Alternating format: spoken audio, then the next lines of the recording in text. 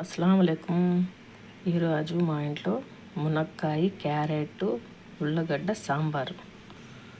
తగినంత చింతపండు, బగారుకి ఆవాలు, ఉద్దిపప్పు, జీలకర్ర, మెంతులు, 2 ఎర్రగడ్డలు, 2 టమోటాలు, తగినంత కరివేపాకు, కొత్తిమీర, 2 స్పూన్లు మిరప్పొడి, 2 స్పూన్లు ధనియాల పొడి, 1 స్పూను పసుపు పొడి, తగినంత ఉప్పు. కందిపప్పు ఉడికిపోయిందండి. తర్వాత రుబ్బుకొని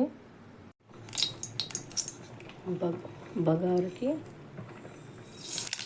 ఆవాలు, టమాటాలు, ఎర్రగడ్డలు ఇలా మెత్తగా అయిపోవాలండి.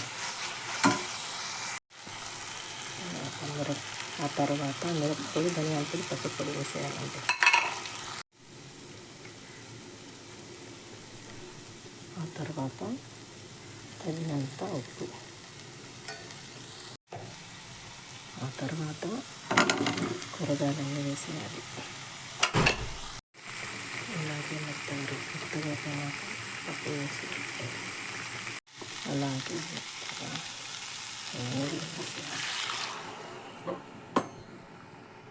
ఆ తర్వాత పప్పు నీళ్ళు వేసేసాను. ఉడికినాక చింతపండు వేసేయాలి.